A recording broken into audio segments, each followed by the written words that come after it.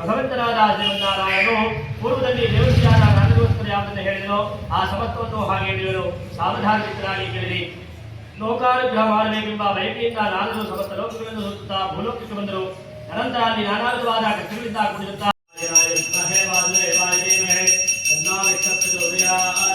ಸಾಧ್ಯವಾದ ಮುಕ್ತಿಯನ್ನು ಹೊಂದಿದರು. ಹಿರೇನಾಥನ ಹಚ್ಚೆ ಈ ವ್ರತದ ಆಚರಣೆಯಿಂದ ಸಕಲ ದುಃಖಗಳು ನಾಶವಾಗುತ್ತವೆ ಎಂಬುದಾಗಿ ಶ್ರೀಮನ್ನಾರಾಯಣ ನುಡಿದರು. ಈ ರೀತಿಯಾಗಿ ಶ್ರೀ ವಿಷ್ಣುವು ಮಹಾತ್ಮನಾದ ನಾರದಗೋಸ್ಕರ ಹೇಳಿದ ವಿಷಯವನ್ನು ವೇದದಿಂದ ಲೀಲಾವತಿಯ ಮದುವೆಯಿಂದ ಸಂತೋಷಗೊಂಡರು.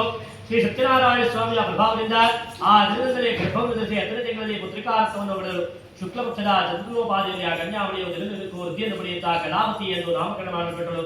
ಆಗ ಲೀಲಾವತಿ ತನ್ನ ಪತಿಯನ್ನು ಕುರಿತು, ಹೇ ಸ್ವಾಮಿಯೇ, ಪೂರ್ವದಲ್ಲಿ ಸಂಕಲ್ಪಿಸಿದ ಹೇಳಿ ಹೊರಟು ವರ್ತಕರು ಸ್ವಲ್ಪ ದೂರ ಪ್ರಯಾಣ ಮಾಡಿ ಸಮುದ್ರದಲ್ಲಿ ಸೇರಿದ ಮೇಲೆ ನಿತ್ಯಕ್ರಮಗಳನ್ನು ಮುಗಿಸಿಕೊಂಡು ಪುನಃ ಹಡಗನ್ನು ಹೊತ್ತಿದಾಗ ಅದರಲ್ಲಿರುವ ಎಡವೆಗಳನ್ನು ಕಂಡು ವರ್ತಕರು ದುಃಖದಿಂದ ಹಾಗೆ ಮುಚ್ಚಿ ಹೋದರು. ಪುನಃ ಎಚ್ಚೇತವನಾಗಿ ದ್ರವ್ಯ ಹೋದ ದುಃಖದಿಂದ ಪ್ರಲಾಪಿಸುತ್ತಿರುವ ಮಾವನನ್ನು ಕಂಡು ಅಳಿಯಲು, ಹೇ ರಾಮನೇ, ಏಕೆ ಹೆಸರು ಮಾಡುತ್ತೀಯೇ? ಸನ್ಯಾಸಿಯಿಂದ ಶಾಪಗಳನ್ನು ಪಟ್ಟಿತು. ಆ ನಂತರವೇ ನಮ್ಮ ಪ್ರಲಾಪಗಳಿಗೂ ಈ ರೀತಿ ಆಯಿತು. ಆತನಿಗೆ ನಾವು ಅತಿಯಾದ ದುಃಖವನ್ನು ಹೊಂದರು. ಆತನ ಒಂದು ದಿನ ಅರಣ್ಯದಲ್ಲಿ ಭೇಟಿಯಾಡುತ್ತಾ ಮೃಗಗಳನ್ನು ಸಂಹಾರ ಮಾಡಿ ತನ್ನ ನಗರ ಸಮೀಪವಾದ ಒಂದು ವಟವೃಕ್ಷದ ಸಮೀಪದಲ್ಲಿ ಬಂದು ನಿಲ್ಲುವನಾದರು. ಅಲ್ಲಿ ಗೋಪಾಲಕರು ತಮ್ಮ ಬಂಧುಗಳನ್ನು ಒಡಗೂಡಿ ಸಂತುಷ್ಟರಾದವರಾಗಿ ಭಕ್ತಿಯುಕ್ತ ಅಂತಃಕರಣವುಳ್ಳವರಾಗಿ ಸತ್ಯನಾರಾಯಣ ಸ್ವಾಮಿಯ ಪೂಜೆಯನ್ನು ಮಾಡಿಸಿದರು.